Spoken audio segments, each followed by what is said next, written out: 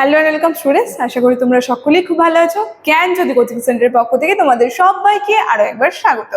তো আমি মীরা ম্যাম, আমি আজ তোমাদের যে টপিকটা নিয়ে আলোচনা করব সেটা হচ্ছে বাংলা গদ্য সাহিত্য বিকাশে ভারতী পত্রিকা যে রয়েছে, এই পত্রিকার অবদান কতটা আছে সেই সম্পর্কে কিন্তু আজকে ক্লাসে আমার তোমাদের সঙ্গে আলোচনার বিষয়।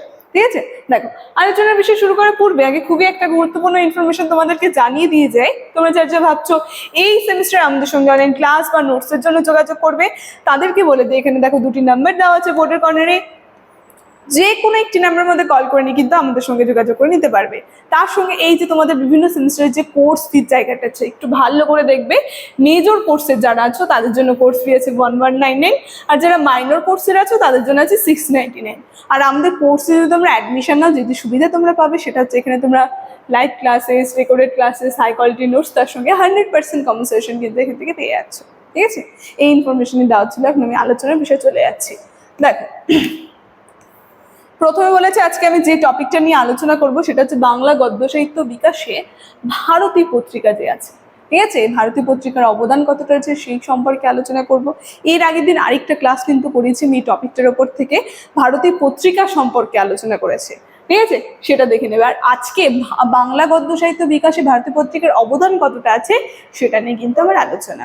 কি বলছে, 1877 ঠাকুরবাড়ির উদ্যোগে প্রকাশিত ভারতী পত্রিকা বাংলা গদ্য সাহিত্যে ও প্রবন্ধ আধুনিকায়নে অসাম্য অবদান রেখেছিল। তাহলে আমরা দেখতে পাচ্ছি সালটা হচ্ছে 1877 সাল। এই সালে সাহিত্য এবং প্রবন্ধের যে আধুনিকায়নে মানে আধুনিকতা প্রকাশের ক্ষেত্রে কিন্তু একটা গুরুত্বপূর্ণ অবদান রেখেছিল এই পত্রিকা। যেখানে কি বলছে, দ্বিজেন্দ্রনাথ ঠাকুরের সম্পাদনায় শুরু হওয়া এই দীর্ঘজীবী পত্রিকাটির মাধ্যমে রবীন্দ্রনাথ ঠাকুর সহ সে যুগের নবীন প্রবীণ সাহিত্যিকদের প্রবন্ধ, উপন্যাস, সমালোচনা ও লোকসঙ্গীত চর্চার প্রসার ঘটে, যা বাংলা গদ্যে গাম্ভীর্য ও তার সঙ্গে সাবলীলতা কিন্তু দান করেছিল। তাহলে আমরা দেখতে পাচ্ছি কাদের মাধ্যমে কি করে এই যে আর কি পত্রিকা প্রকাশিত হতে শুরু করলো, যেখানে রবীন্দ্রনাথ ঠাকুর সহ সেই যুগে যে নবীন প্রবীণ যে সাহিত্যিক প্রবন্ধ, উপন্যাস, বিভিন্ন জিনিস কিন্তু আমরা দেখব এই পত্রিকার মাধ্যমে কিন্তু প্রকাশিত হতে থাকলেও যে বাংলা গদ্য সাহিত্যের ভিত যে রয়েছে সেটাই কিন্তু আরো দৃঢ় করে তুললো।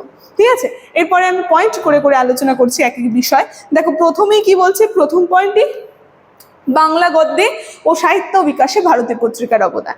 কি বলছে, রবীন্দ্রনাথ গদ্যের বিকাশ, রবীন্দ্রনাথের যে গদ্যের বিকাশ সেটা, যেখানে রবীন্দ্রনাথ ঠাকুরের সাহিত্য জীবন শুরু করতে তার গদ্য, কাব্য, সমালোচনা প্রকাশের প্রধান ক্ষেত্র কিন্তু ছিল ভারতী পত্রিকা। তাহলে আমরা দেখতে পাচ্ছি রবীন্দ্রনাথ একজন বিখ্যাত কবি, রবীন্দ্রনাথ ঠাকুর, কবিগুরু রবীন্দ্রনাথ ঠাকুর, তার যে বিভিন্ন যে সাহিত্য জীবন যে তিনি শুরু করেছিলেন, গদ্য, কাব্য, এই বিভিন্ন ক্ষেত্রে আমরা দেখবো যে বিভিন্ন সাহিত্য, যেটা প্রকাশের প্রধান মাধ্যম কিন্তু ছিল এই ভারতী পত্রিকা। এবং এখানে তার ভানু সিংয়ের পত্রাবলী সমালোচনার যে আর কি যে রূপ আমরা দেখতে পাচ্ছি, যেখানে প্রবাসী পত্র সহ বিভিন্ন মননশীল গদ্য প্রকাশিত কিন্তু হতে থাকে। তাহলে আমরা দেখতেই পাচ্ছি একজন বিখ্যাত কবি, তার বিভিন্ন যে গদ্য সাহিত্য, উপন্যাস, এই ক্ষেত্রে প্রকাশের ক্ষেত্রেও কিন্তু একটা গুরুত্বপূর্ণ মাধ্যম ছিল এই ভারতী পত্রিকা। তারপরে দেখো কি বলছে পরের পয়েন্টে, স্বর্ণকুমারী দেবী। আচ্ছা, কি বলছে, স্বর্ণকুমারী দেবী ও নারী লেখক। তো এই ক্ষেত্রেও কিন্তু আমরা দেখবো একটা অবদান, বিশেষ অবদান রেখেছে, যেখানে সম্পাদিকা স্বর্ণকুমারী দেবীর হাত ধরে পত্রিকাটিতে নারীদের সৃজনশীল গদ্য চর্চার নতুন মাত্রা পায়। তিনি ছোট গল্প, তার সঙ্গে উপন্যাস, বিজ্ঞান ভিত্তিক প্রবন্ধ লিখে বাংলা গদ্যের পরিধি কিন্তু আরো বাড়িয়ে তোলে। তাহলে আমরা দেখতে পাচ্ছি নারী লেখক, ঠিক আছে, একজন নারী লেখকের যে সমস্ত লেখনের বিষয়বস্তু একটা নতুন মাত্রা কিন্তু পাই আমরা দেখব গদ্য সাহিত্যের ক্ষেত্রে এই পত্রিকাকে কেন্দ্র করে।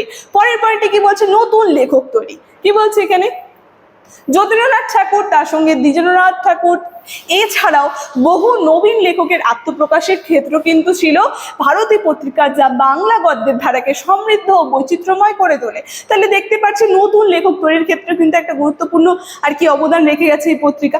লাস্ট পয়েন্ট কি বলছে তারপরে দেখো, মননশীল ও প্রবন্ধ সাহিত্য। শুধু সাহিত্য নয়, দর্শন, বিজ্ঞান, ইতিহাস এবং সমাজ চিন্তামূলক যে গদ্য, সেই গদ্য প্রকাশের মাধ্যমে ভারতী বাংলা যে বাংলা প্রবন্ধ সাহিত্যকে আরো শুদ্ধ করে তুলেছিল। তাহলে আমরা দেখতে পাচ্ছি বিভিন্ন বিষয়, যেখানে দেখো কি বলছে, বিভিন্ন বিষয় নিয়ে আর কি আলোচনা করা হতো, শুধুমাত্র গদ্য সাহিত্য না। ঠিক আছে, তবে লাস্ট কি বলেছে, সমালোচনামূলক গদ্য, যেখানে বঙ্কিমচন্দ্র চট্টোপাধ্যায়ের গ্রন্থ সমালোচনা ও তার সঙ্গে সমসাময়িক সাহিত্যের তীক্ষ্ণ মূল্যায়ন প্রকাশের মাধ্যমে পত্রিকাটি গদ্যের সমালোচনা সাহিত্যে সাহসিকতা ও নিরপেক্ষতার পরিচয় কিন্তু দেয়। এই ক্ষেত্রে আমরা দেখবো সমালোচনার ক্ষেত্রে, ঠিক আছে, একটা গুরুত্বপূর্ণ আর কি মাধ্যম কিন্তু ছিল এই ভারতী পত্রিকা। তো সব শেষে আমরা বলতে পারি, দীর্ঘ 59 বছর ধরে 18 শতকের শেষ থেকে 20 শতকের শুরু পর্যন্ত ভারতী যে পত্রিকা, যেটা বাংলা গদ্যের ভাষাভঙ্গি ও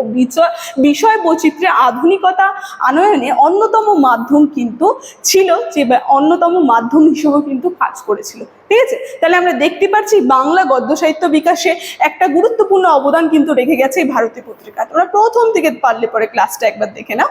ঠিক আছে, এখান থেকে শুরু হচ্ছে। আচ্ছা, ক্লাসের আলোচনার বিষয় কিন্তু আমার এতটাই ছিল, আলোচনাটি এখানেই শেষ করছি। ভিডিওটি শুরু থেকে শেষ অবধি দেখার জন্য থ্যাংক ইউ।